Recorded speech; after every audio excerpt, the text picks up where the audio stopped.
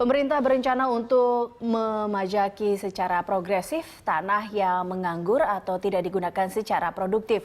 Hal itu sejalan dengan sikap Presiden Joko Widodo yang menyoroti tanah sebagai salah satu faktor produksi yang penting.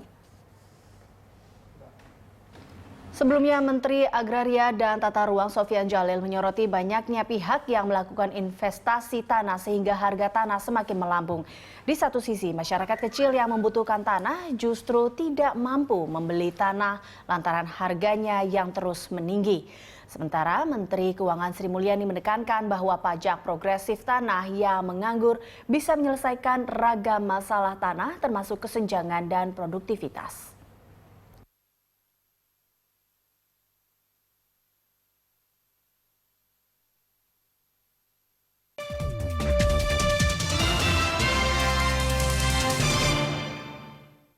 Ya, pemirsa, lantas apa saja tantangan di sektor properti di tahun 2017? Kita akan membahasnya bersama dengan Ketua Umum Real Estate Indonesia, Sulaiman Sumawinata. Selamat pagi, Pak Sulaiman. Pagi. Pak Sulaiman, ini kalau kita lihat prospek sektor properti di 2017 diperkirakan akan lebih menjanjikan dibandingkan 2016 atau tahun-tahun sebelumnya. Nah, ini tentunya tak lepas dari adanya kebijakan-kebijakan ekonomi baru juga yang dibuat oleh pemerintah dan beberapa hal lainnya. Nah, ini sejauh mana sih kita tahu bahwa memang adanya paket ekonomi jilid ke-13. Sejauh manakah ini mempengaruhi sektor properti? Paket ekonomi ke-13 itu kan adalah penyederhanaan perizinan untuk rumah MBR. Jadi rumah itu kan bagian dari usaha atau kegiatan properti. Kalau properti kan banyak nih. Jadi multi produk lah ya, ada hotel, ada resort, ada office, apartemen dan lain-lain. Dan rumah itu adalah salah satu subsektor dari properti gitu ya. Jadi yang jilid ke-13 itu ya kalau paket ke-13 itu adalah pemerintah menginginkan bahwa tahapan perizinan di rumah MBR itu lebih singkat, lebih sederhana. Jadi ini lebih ke bagaimana rumah-rumah rakyat itu bisa secara cepat bisa direalisasikan kebutuhannya.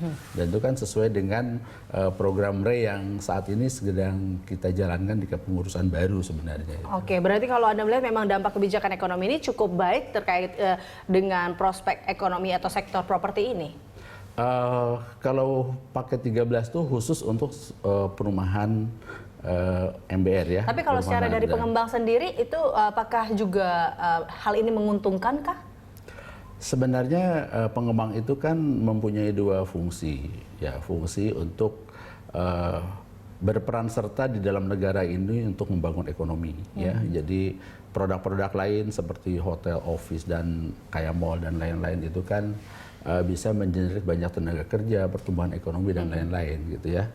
Tapi kalau dalam sektor MBR ini, ya subsektor MBR ini, lebih peran kita, ya di dalam negara ini untuk membantu pemerintah menyediakan rumah rakyat. Nah, menyediakan rumah rakyat itu kan backlognya tuh katakanlah sekarang katanya 11,4, kita kan harus percepat. Dan ini kita di sektor swasta ini membantu ya berpartisipasi di dalam negara ini untuk bagaimana rumah rakyat ini segera bisa direalisasikan lebih cepat. Dan ini aturan-aturan izinnya pemerintah juga percepat gitu kan. Jadi agar pencapaian rumah rakyat ini lebih mudah atau lebih cepat direalisasikan. Oke, baik. Itu. Nah, kalau kita lihat dari sektor properti secara keseluruhan, Pak Sulaiman, Anda melihatnya bagaimana terkait dengan prospeknya atau kesiapannya di 2017 ini? Kita berharap 2017 paling tidak pertengahan itu kan kita sudah mulai bangkit lah. Itu harapan kita. Kenapa? Karena kan salah satunya kita berharap dari tax amnesty ini kan sudah berakhir di Maret tahun ini 2017. Tentu dalam 3 bulan ke depan ya para yang punya uang ini kan bisa dari dua sisi, sisi konsumen dan sisi produsen lah gitu ya. Untuk hasil tax amnesty yang jumlahnya besar mungkin beliau-beliau ini lebih ke investasi di sektor produksinya gitu ya, menginvestasi ke dunia properti. Tapi ada juga yang kelas-kelas menengah yang katakanlah punya uangnya 20 miliar, 10 miliar atau 5 miliar atau berapapun gitu ya. Itu lebih ke konsumen ya kan, membeli rumah, menginvestasikan rumah, atau yang dulunya mau beli rumah tapi tidak jadi, sekarang mulai, karena kan sebelum ini kan memang kan laporan, katakanlah beberapa orang laporan pajaknya kurang baik gitu ya. Jadi Anda melihat bahwa sekarang prospek pertumbuhan dari sektor properti ini akan meningkat paling tidak di pertengahan tahun ini atau setelah tax amnesty selesai. Anda melihatnya seperti itu? Ya, jadi kita berharap seperti itu karena kan kita sudah terlalu lama nih stuck dia. Jadi kalau lihat properti itu tidak hanya melihat membangun rumah, membangun gedung atau membangun apa gitu, tapi efeknya kan begitu besar. Dari sisi industrinya aja kan ada sekian ratus yang bisa di-generate dari sini. Nah, dari sisi yang lainnya misalnya penyerapan tenaga kerja, ya menciptakan investasi baru gitu kan, itu juga harus kita hitung. Jadi kita harus segera membuat properti ini menjadi bangkit karena kita harus juga menciptakan lapangan kerja baru gitu ya. Jadi berperan serta dalam negara ini untuk bisa menciptakan lapangan-lapangan kerja Membuka baru, lapangan-lapangan baru. Karena kalau dibiarkan, kalau kitanya larut di dalam kesedihan katakanlah properti yang masih stuck ini ya kita harus mencari cara bagaimana. Nah, Anda melihat saat ini berarti properti masih stuck hingga akhirnya menunggu di bulan Maret. Tapi sebenarnya adakah sentimen lain atau hal-hal lain yang bisa membuat paling tidak sektor properti ini bangkit kembali selain menunggu tax amnesty ini berakhir?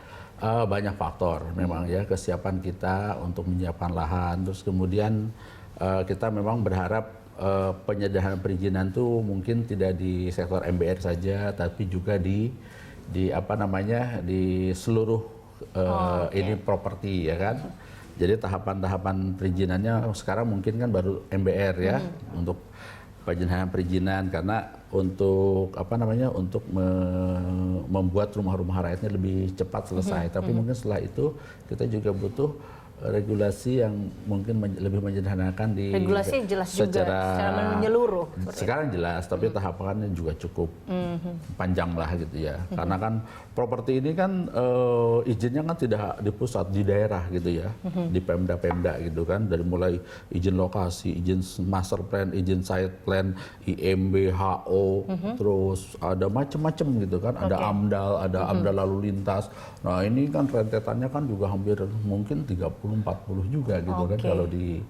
Berarti diharapkan bahwa jika nanti ada paket kebijakan ekonomi lain dan untuk paling tidak menguntungkan si sektor properti ini, jangan hanya MBR tapi menyeluruh juga ke properti yang lain seperti itu ya. Karena dampak properti ini bukan hanya di sisi properti aja, ya dampak terhadap pertumbuhan ekonomi, dampak terhadap penyerapan tenaga kerja, dampak terhadap macam-macam lah gitu ya. Jadi itu yang harus kita lihat. Jadi tidak melihat properti dari sisi sektor ini sebagai bisnis semata gitu ya. Jadi banyak hal yang bisa diciptakan dimulai dari sektor properti ini. Oke, baik. Nah, kita ada terkait dengan rencana pajak progresif untuk tanah. Kita akan membahasnya pas oleh Usai Jeda. Kami akan kembali pemirsa sesaat lagi.